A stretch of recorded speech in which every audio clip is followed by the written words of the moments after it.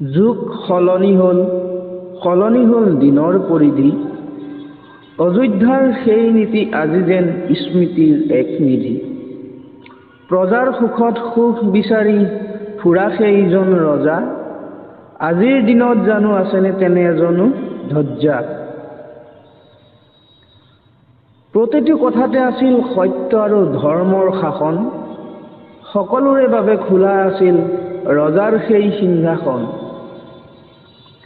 দুখীক দেখিলে চকুৰ পানী টোকা সেইজন ৰাম, যি কৰিছিল প্ৰজাৰ হিতৰ বাবে সকলো কাম। নাছিল কোনো ভেদাভেদ, নাছিল কোনো উচ্চ নিচ্চ, একতাৰ দোলেৰে বান্ধিছিল সকলোৰে মনৰ বিষ।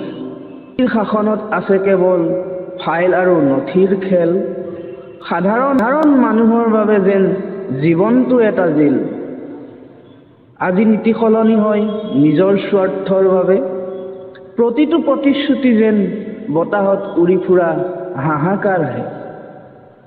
ৰাজনীতিৰ নামত চলে আজি বিভাজনৰ ৰণ, প্ৰজাৰ হিততকৈ বেছি গুৰুত্ব পায় নিজৰ ধন।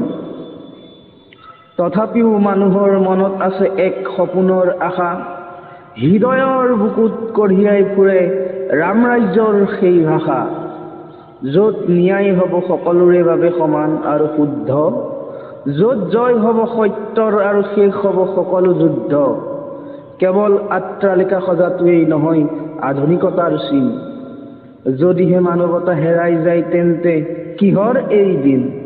আহক আমি আকৌ বিচাৰো সেই ত্যাগ আৰু নিষ্ঠা, যিয়েই গঢ়ি তুলিব পাৰে এখন নতুন আৰু সুস্থ ধৰা।